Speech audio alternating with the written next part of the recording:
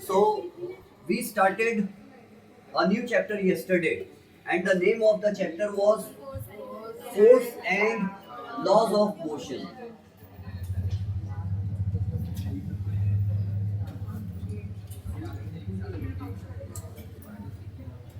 Force and Laws of Motion. इस chapter में सबसे पहले हमने सोचना चाहिए कि फोर्स क्या होता है। तो सी, फोर्स का डेफिनेशन लिख लेते हैं। फोर्स का definition, force, write down, the push और पुल that changes or tends to change. Tends का मतलब क्या होता है? Tries, कोशिश करता है। Changes or tends to change, tries to change the state of rest. Force क्या है? फोर्स एक प्रकार का या तो पुश होता है या तो पुल होता है, और वो क्या करता है? वो या तो चेंज कर देता है या चेंज करने की कोशिश करता है। किसको चेंज करने की? स्टेट ऑफ रेस्ट, यानी जो चीज रुकी है उसको चेंज करना चाहता है, उसको चलाना चाहता है। फोर्स जो है वो रुकी हुई चीज को चलाना चाहता है। और स्टेट ऑफ रेस्ट और ऑफ यूनिफॉर्म मोशन,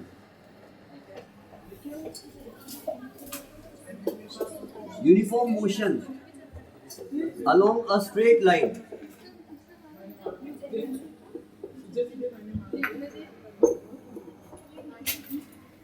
तो सी, फोर्स का डेफिनेशन हम कैसा बना रहे हैं? फोर्स एक पुश होता है, धक्का होता है, या पुल होता है, और वो क्या करता है?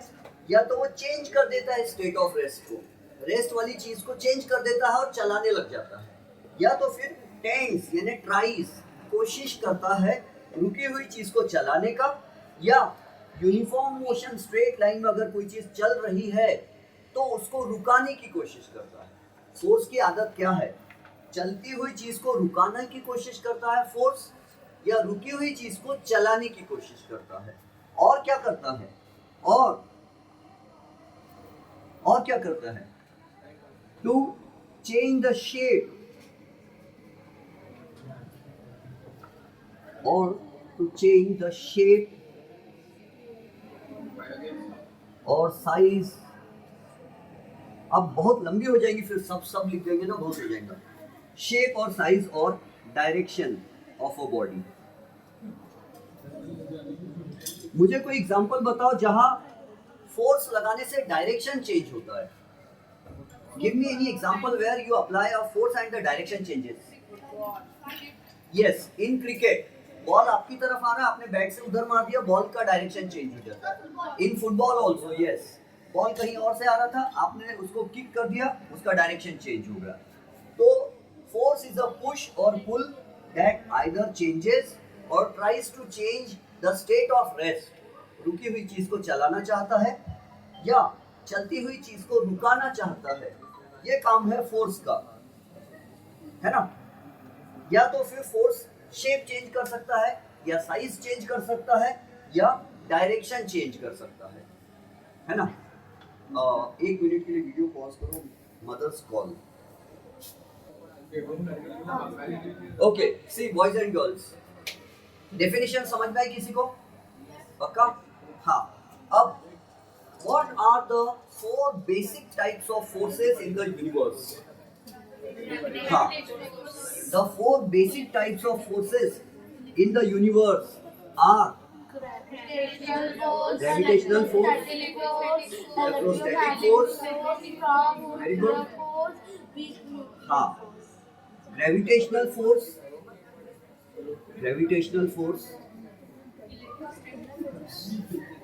दूसरा electrostatic force.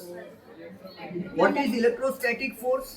The force of attraction. The force of attraction or repulsion between two charges which are at rest, है ना?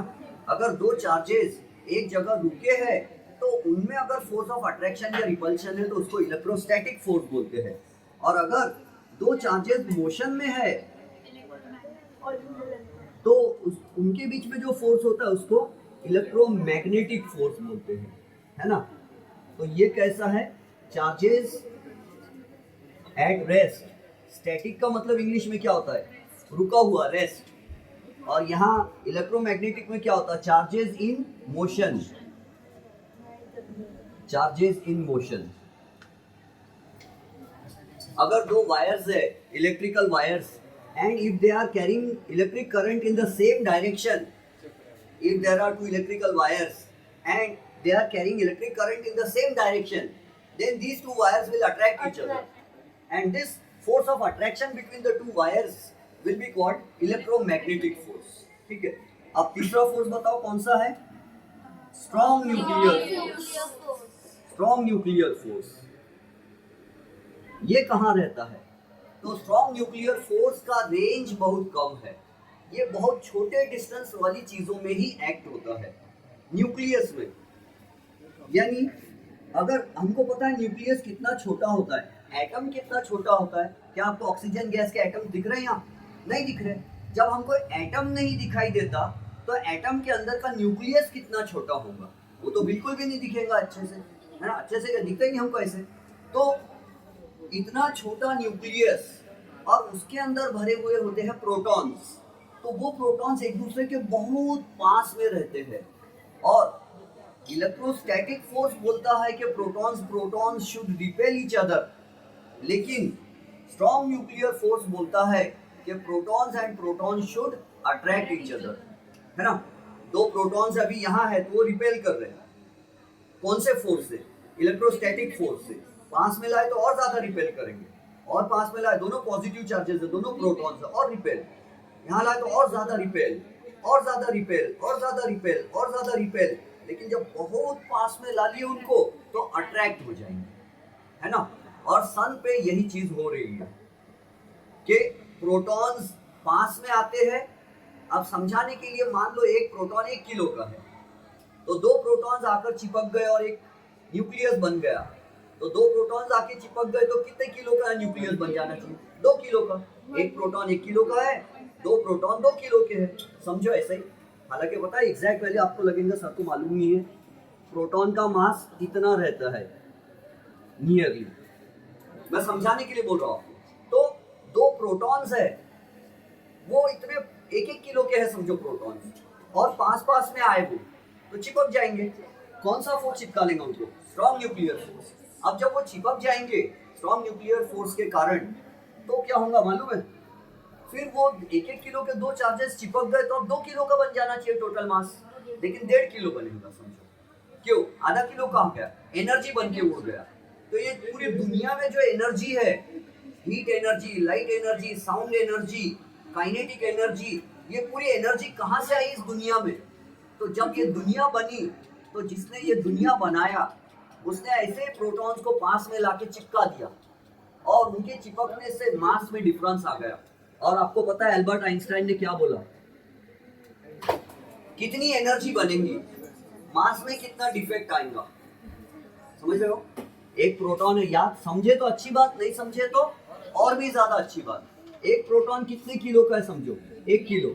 दूसरा प्रोटॉन कितने किलो का है, 1 किलो। दोनों को मिलाए तो कितना माल बनना चाहिए, 2 किलो, लेकिन बना कितना, 1.5 kg। घपला गड़बड़ कितना हुआ, हाफ kg। हम यहाँ क्या रखेंगे, ये मास में हाफ kg की वैल्यू रखेंगे, हाफ, ठीक है। और ये c यानी क्या है, लाइट की वेलोसिटी, और लाइट की वेलोसिटी कितनी है, 30 करोड़ मीटर पर सेकेंड, और उसका स्क्वायर। अब 30 करोड़ का स्क्वायर यानी कितने अरब खरब हो जाएगा। तो इतनी सारी एनर्जी बन जाती है अगर आधा किलो माल गायब हो जाए तो। आधा किलो मास कम हो जाए तो उसके बदले इतनी एनर्जी बन जाती। आइंस्टाइन ने कहा कि मास गायब हो जाता है इस दुनिया से तो एनर्जी बन जाती है, और एनर्जी गायब हो जाती है तो मास बन जाता है। अभी वो हमारे बजट में नहीं है, समझाने के लिए बोल दिया, समझा तो अच्छी बात, नहीं तो और भी ज्यादा अच्छी बात। चलो ये समझ में आ गया स्ट्रॉन्ग न्यूक्लियर फोर्स क्या है, the force of attraction between protons and neutrons. And this force acts only in the nucleus. अगर न्यूक्लियस के बाहर कोई चार्ज निकल गया तो ये फोर्स उस पर काम नहीं करता, क्योंकि डिस्टेंस थोड़ा सा भी ज्यादा होगा तो फोर्स की वैल्यू जीरो ही हो जाती है एकदम से। ये फोर्स होता बहुत पास में रहेगा तो ये फोर्स अट्रैक्ट करता, नहीं तो अट्रैक्ट ही नहीं करता। चौथा फोर्स जिसका नाम है वीक न्यूक्लियर फोर्स। और ये वीक न्यूक्लियर फोर्स समझाने के लिए मैंने आपको क्या समझाया था, क्या समझाया था मैंने? हसनैन बोलो, क्या समझाया था मैंने वीक न्यूक्लियर फोर्स के लिए?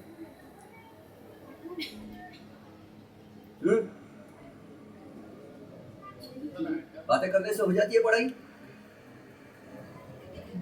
अब सुनो, वीक न्यूक्लियर फोर्स, तो न्यूक्लियस के अंदर से जैसे यूरेनियम जिसका एटॉमिक नंबर, जिसके पास टोटल 92 प्रोटॉन्स है, 92 प्रोटॉन्स इसके न्यूक्लियस में 92 प्रोटॉन्स है और 143 न्यूट्रॉन्स है।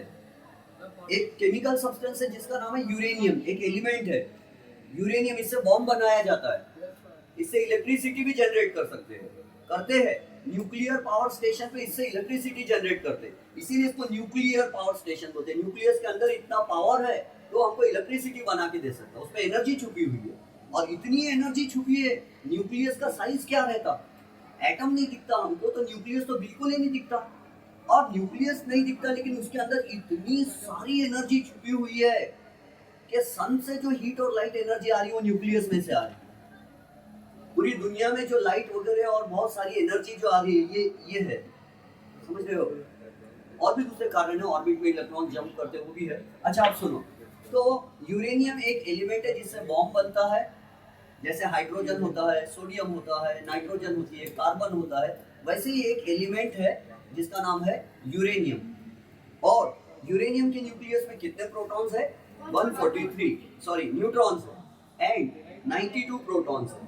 अब इसके न्यूक्लियस में से क्या होता, ऑर्बिट में तो इलेक्ट्रॉन्स घूमते बाहर, तो ये बाहर जो इलेक्ट्रॉन्स घूमते ऑर्बिट में, these electrons are called extra nuclear electrons.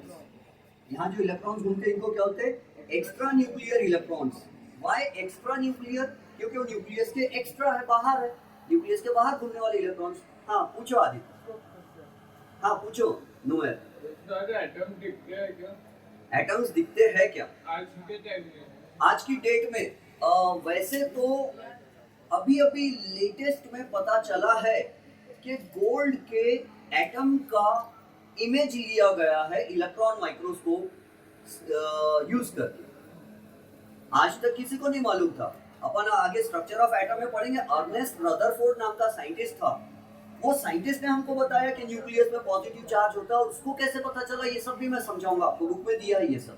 तो पहले सभी गैस पे काम चलता था, यहाँ उसने क्या किया, अर्नेस्ट रदरफोर्ड ने पॉजिटिव चार्ज लिया बहुत सारे, और पॉजिटिव चार्जेस से सब फेंक के मारा मशीन से जैसे मशीन गन से बुलेट्स निकलती है ना, बंदूक की गोली, तो उसने गोल्ड का पतला, अपने नोटबुक का पेज होता है ना, उससे भी ज्यादा पतला गोल्ड का पेज बनाया, गोल्ड का पेज।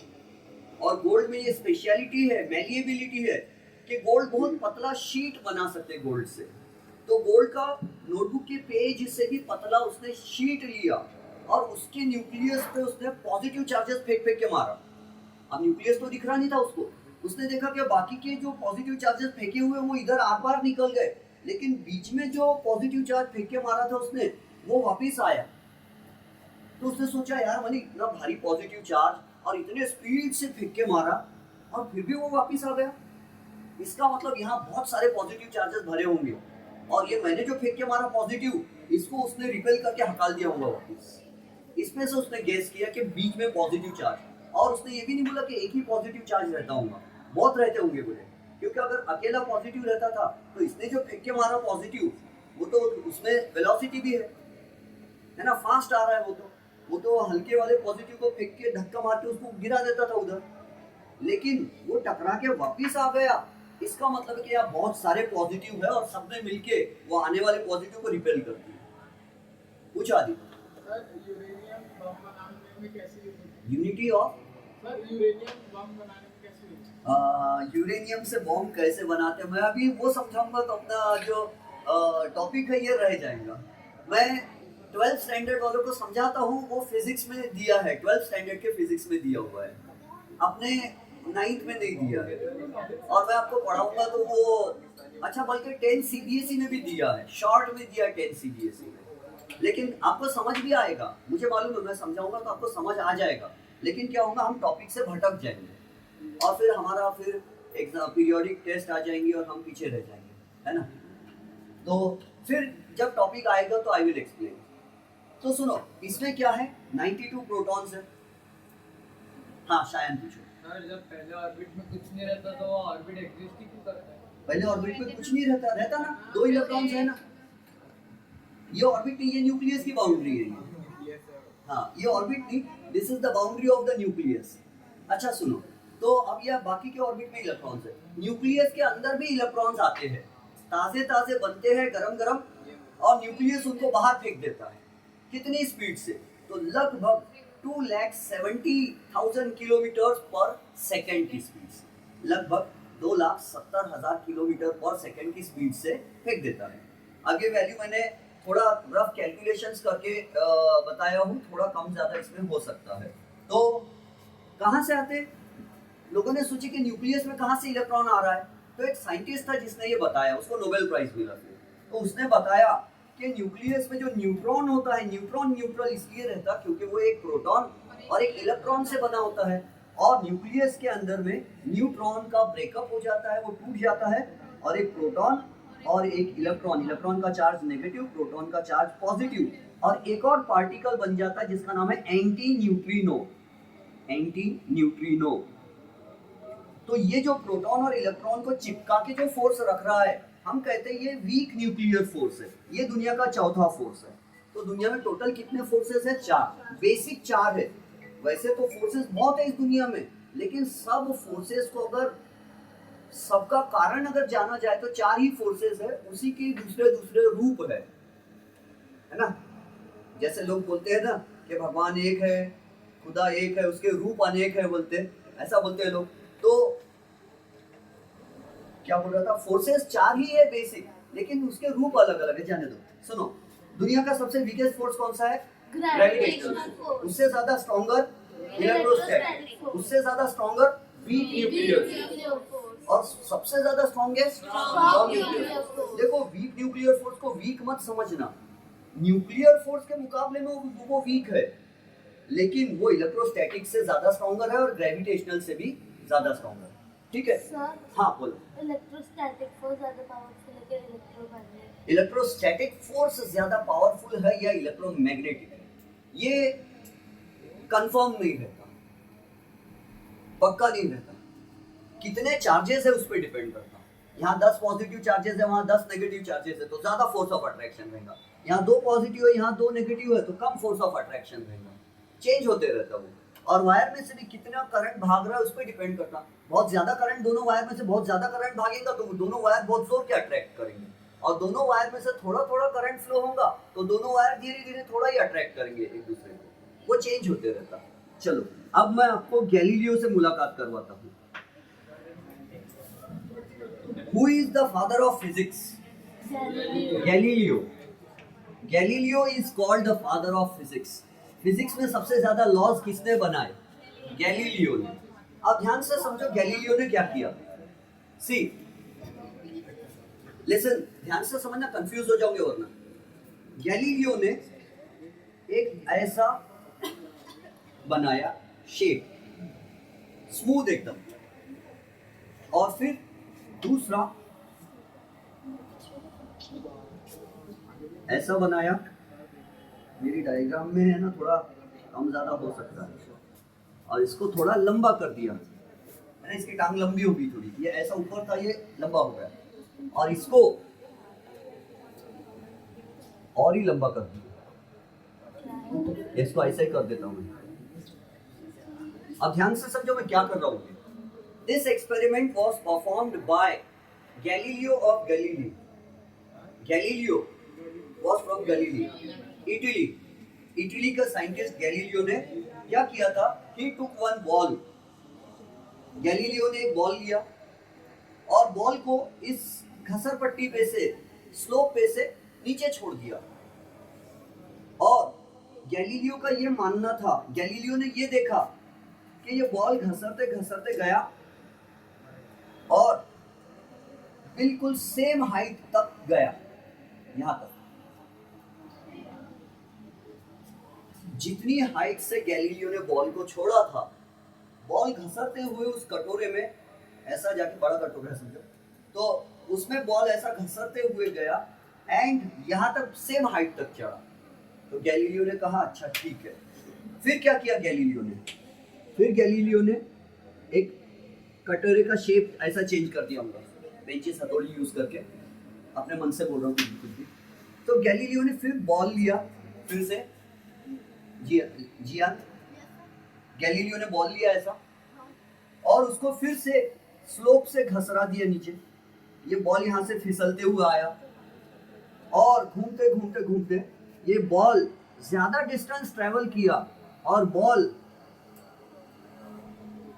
यहां पर आ गया।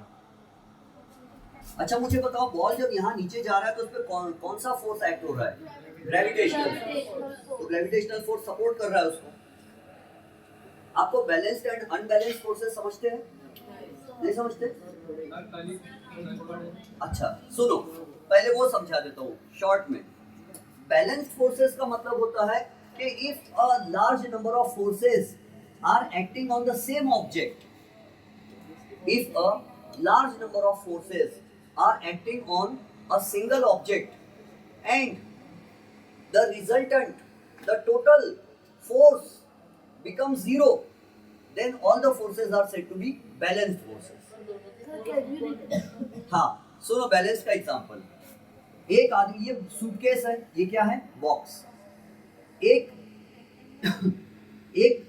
आदमी जो है, आदमी नहीं, ये बॉक्स जो है, बॉक्स बोलूँ क्या बोलूँ इसको मैं, जो भी है, इसको है ना इधर से एक जन फोर्स लगा रहा है, फोर्स बॉयज इधर से फोर्स लगा रहा है और इधर से भी फोर्स लगाया जा रहा है इस पर। दोनों फोर्सेस की वैल्यूज इक्वल है लेकिन डायरेक्शंस ऑपोजिट है। ये लेफ्ट की तरफ फोर्स लगा रहा है, ये राइट की तरफ फोर्स लगा रहा है। बताओ बॉक्स किधर जाएगा? वही रहेगा। दोनों फोर्सेस ने एक दूसरे को क्या कर दिए? कैंसिल कर दिए, बैलेंस कर दिए। तो ऐसे फोर्सेस को कहते हैं बैलेंस्ड फोर्सेस। क्या और भी ऐसा हो सकता है? यस। एक फोर्स इधर से ऊपर से लगा रहा है कोई और एक फोर्स नीचे से लगा रहा है कोई, और दोनों फोर्सेस की वैल्यूज इक्वल है। चारों फोर्सेस की वैल्यूज इक्वल है। तो चारों फोर्सेस की वैल्यूज इक्वल होने की वजह से बॉक्स कहीं सरकेगा कि नहीं सरकेगा? नहीं सरकेगा। तो हम क्या कहते हैं? All these four forces are balanced forces. Definition लिखते बैलेंस्ड फोर्सेस की? यस लिख लो, फिर अपन ये गैलीलियो से मुलाकात करते रहेंगे। लिखो balanced forces, balanced forces.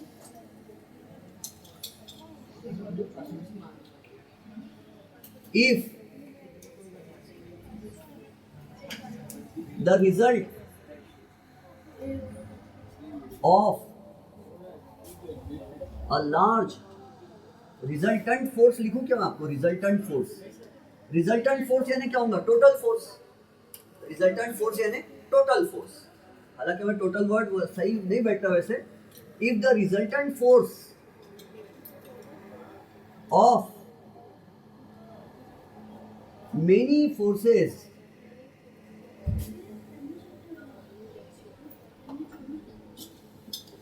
acting on a body, लिखो या an object लिखो?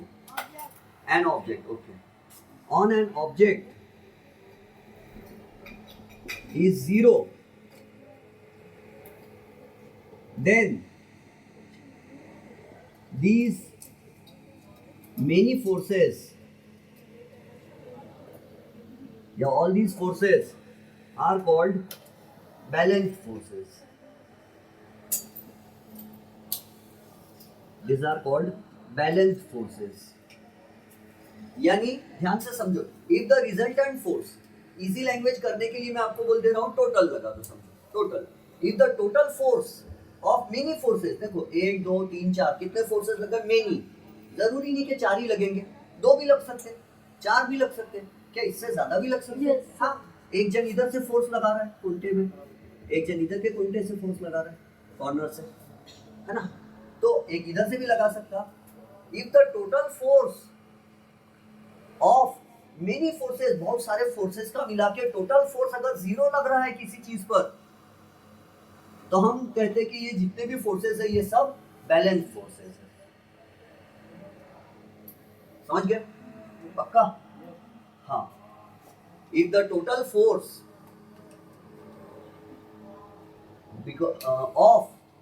if the resultant force of many forces acting on an object is 0, बहुत सारे फोर्सेस लग रहे हैं और उनका रिजल्ट, उनका नतीजा, उनका टोटल 0 हो रहा है अगर, तो हम कहते हैं ये बैलेंस फोर्सेस है।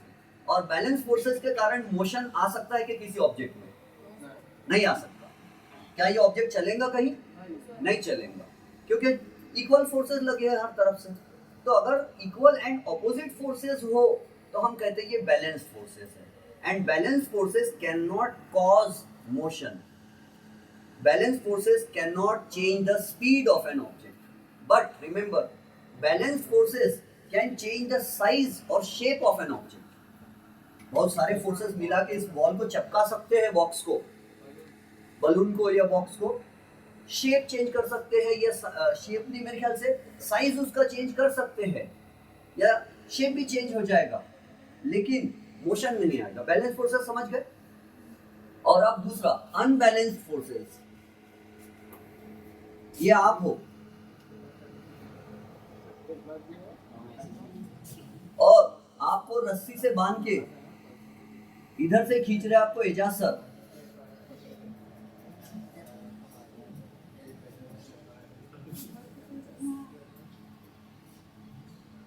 और इधर से खींच रहे अंसार सर, किसका फोर्स आपको लगता है ज्यादा होगा? एजाज सर का फोर्स ज्यादा होगा और मेरा फोर्स कम होगा, तो आप किसके तरफ सरक सकते हैं?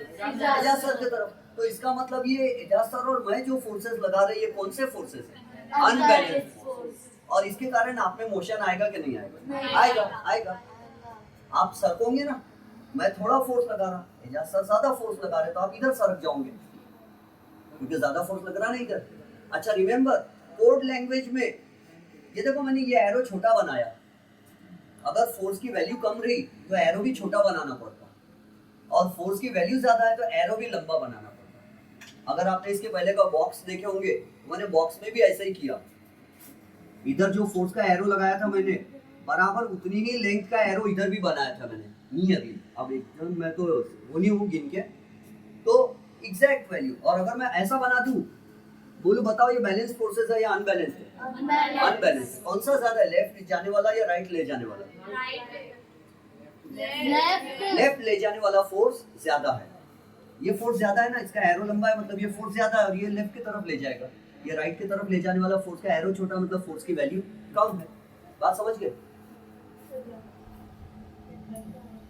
तो अनबैलेंस फोर्स के कारण 5:08 हो गए। सुनो, हाँ वेरी गुड, हसनैन पर तो गर्व है सबको, देश की आन बान शान है वो, देश को जरूरत है हसनैन की, बली के लिए कोई ना कोई होना। सुनो, तो यहाँ से बॉल को नीचे ड्रॉप किया, कौन सा फोर्स लग रहा है नीचे खींचने वाला? Unbalanced gravitational force. अनबैलेंस्ड है ना, ऊपर कोई खींच रहा है क्या उसको, बॉल को? नहीं, लेकिन नीचे खींच रहा है, ग्रेविटेशनल फोर्स। तो अनबैलेंस फोर्स के कारण इसका स्पीड चेंज हुआ क्या? यस। ऊपर जाते समय स्पीड चेंज हुआ क्या? यस, क्योंकि ग्रेविटेशनल फोर्स के अगेंस्ट में जा रहा थी, ग्रेविटी बोली नीचे आ, ये मतलब नहीं मैं ऊपर जाऊंगा। और कितने हाइट तक जाएगा? Same height. फिर गैलीलियो ने क्या किया, फिर उसने ये जो कटोरा था उसको थोड़ा सा ऐसा कर दिया सरका, और फिर उसको नीचे छोड़ा, तो उसने देखा कि ये रास्ता लंबा हो गया। देखो ये रास्ता छोटा था, यहाँ से यहाँ तक जितना रास्ता है, ये भी रास्ता उतना ही लंबा है ना, और ये रास्ता छोटा है मिड पॉइंट तक, मिडल तक, लेकिन ये रास्ता लंबा है। लेकिन बॉल ने क्या किया, ये रास्ता इतना दूर तक चला वो रास्ता, और सेम हाइट तक पहुंचा। बात को समझने की कोशिश करो। गैलीलियो ने क्या कहा, यहां भी फोर्सेस वही है, ग्रेविटेशनल नीचे खींचना, ग्रेविटेशनल नीचे खींचना, ये विद ग्रेविटेशनल फोर्स है या अगेंस्ट ग्रेविटेशनल फोर्स है? यहाँ भी विद ग्रेविटेशनल फोर्स जा रहा है ये, और ऊपर जाते समय ग्रेविटेशनल फोर्स के अगेंस्ट में जा रहा है। लेकिन बताओ बॉल ने ज्यादा डिस्टेंस कहाँ कवर किया? सेकंड केस में। फिर गैलीलियो ने सोचा कि अगर मैं वो जो कटोरा है उसको मैं फ्लैट कर दूं तो, जैसे मैं इसको हटाता हूं और इसको भी हटा ही देता हूं, इसको ऐसा कर देता हूं। गैलीलियो ने सोचा कि अगर मैं इस कटोरे को हॉरिजॉन्टल कर देता हूं, हॉरिजॉन्टल, तो क्या होगा मालूम है? तो ये बॉल चलता रहेगा, चलता रहेगा, चलता रहेगा, चलता रहेगा, कभी रुकेगा नहीं। क्यों नहीं रुकेगा? क्योंकि बॉल क्या एम लेके निकला था घर से, मुझे सेम हाइट चढ़ना है। पहले बार में क्या किया उसने? सेम हाइट चढ़ा। दूसरे बार में क्या किया? सेम हाइट चढ़ा। तीसरी बार भी अब उसका एम क्या है? सेम हाइट चढ़ना। और अभी हाइट चढ़ने का तो मौका ही नहीं आ रहा, तो बोलेगा मैं चलता रहूंगा, मैं चलता रहूंगा, मैं चलता रहूंगा। और जब ऊपर चढ़ाई आएंगी तो भी मैं वहां चढ़ूंगा और मैं ये वाली हाइट तक चढ़ के बताऊंगा, चाहे मुझे इसके लिए 50 किलोमीटर दूर भी जाना पड़े तो चलेगा। मीनिंग समझ रहे हो? And there is no friction here, रुकावट नहीं है। फ्रिक्शन समझते हैं आपको? हाँ, देयर इज नो फ्रिक्शन, कोई रुकावट नहीं है, ये स्मूथ है। तो गैलीलियो ने इस पर से क्या मीनिंग निकाला? गैलीलियो ने मीनिंग निकाला कि अगर किसी ऑब्जेक्ट पर फोर्स अगर नहीं लगाया जाए तो वो सेम स्पीड से चलता रहता है, चलता रहता है, चलता रहता है, चलता रहता है, सेम स्पीड से। फोर्स नहीं लगाया जाए, यानी अब उस पर फोर्स का मीन क्या? फोर्सेस भी दो टाइप्स के, बैलेंस्ड और अनबैलेंस्ड। और न्यूटन ने ये बात को और अच्छे से एक्सप्लेन करके बता दिया। ये कहानी समझ में आई? ये बॉल इंफिनिटी तक चलता रहेगा, हमेशा तक चलता रहेगा, कभी रुकेगा नहीं, क्योंकि इस बॉल का एम क्या लेके निकला है? मुझे सेम हाइट चढ़ना है। तो सेम हाइट चढ़ने के चक्कर में ये सीधा ही चलते रहेगा हमेशा। If there is no friction, अगर रुकावट सही पिटाई नहीं है, तो अगर ये रफ रोड है तो बॉल थोड़े दूर जाके रुक जाएगा। डे टू डे लाइफ में ऐसे ही होता। अगर अपने सामने एक फुटबॉल है, लात मारो, थोड़े दूर जाके फुटबॉल रुक जाता है। क्यों? Because of force of friction between the football surface and the ground surface. Ground में अगर घास है तो बॉल और घास में फ्रिक्शन होता है। बॉल बोलता मैं आगे जाऊंगा, घास बोलती रुक तू पीछे चल, तो दोनों मिला के क्या होता है? तो बॉल स्लो होना चालू हो जाता है। तो अगर फ्रिक्शन नहीं हो तो बॉल चलता रहेगा। समझ में आ रही बात? तो गैलीलियो ने क्या कहा, और यही बात न्यूटन का सेकंड लॉ ने बोला है। अभी तो मैं आपको न्यूटन का सेकंड लॉ नहीं समझाया, हमको पहले तो न्यूटन का फर्स्ट लॉ ऑफ मोशन पढ़ना है, फिर सेकंड लॉ ऑफ मोशन पढ़ना है, और फिर थर्ड लॉ ऑफ मोशन पढ़ना है। लेकिन मैं आपको शॉर्ट में सेकंड लॉ के बारे में थोड़ा सा बोल देता हूँ। हाँ, हालांकि अगर न्यूटन फर्स्ट लॉ नहीं बनाता था, थर्ड लॉ नहीं बनाता था, सिर्फ सेकंड लॉ अगर बोल देता था, तो फर्स्ट एंड थर्ड लॉ की जरूरत ही नहीं थी। और सुनो न्यूटन का सेकंड लॉ ऑफ मोशन क्या है। मैं शॉर्टकट में समझा रहा हूँ आपको, क्योंकि अपना समय पूरा होता आ गया। देखो, न्यूटन के सेकंड लॉ ऑफ मोशन को मजाक से लोग न्यूटन्स बकरी लॉ ऑफ मोशन भी कहते हैं। न्यूटन्स बकरी लॉ ऑफ मोशन, क्योंकि ऐसा कुछ भी झूठा जोक बनाया जाता है कि न्यूटन एक दिन जंगल में गया, उसने एक बकरी को लात मारा, फोर्स लगाए बकरी पे, बकरी बोली मैं, अच्छा फोर्स लगाए तो मैं, मास इनटू एक्सेलरेशन, न्यूटन ने ऐसा बोला मुझे। और फिर बकरी को गुस्सा आया, the she goat became angry and she hit Newton with her horns, उसके सिंग से उसने न्यूटन को मार दी खींच के। तो न्यूटन बोले oh my God, to every action there is an equal and opposite reaction. ये न्यूटन का थर्ड लॉ है, बाद में समझाऊंगा। तो ऐसे जोक करते हैं। अब ध्यान से समझो, अगर आपको समझ सकता होगा तो अच्छी बात है, नहीं तो हम इसको बाद में वैसे भी समझने वाले हैं। क्या किसी चीज का मास 0 हो सकता है? बताओ कोई ऐसी चीज जिसका मास 0 ग्राम होगा, 0 मिलीग्राम होगा, 0 नैनोग्राम होगा। चींटी का भी कुछ ना कुछ मास रहता है, इलेक्ट्रॉन का भी कुछ ना कुछ मास रहता है। याद मत रखो, इलेक्ट्रॉन का मास 9.1 into 10⁻³ किलोग्राम्स नियरली होता है। दुनिया की लगभग बहुत हल्की चीज मानी जाती है इलेक्ट्रॉन को। तो हल्की से हल्की चीज का भी मास होता है, मास कभी जीरो नहीं होता।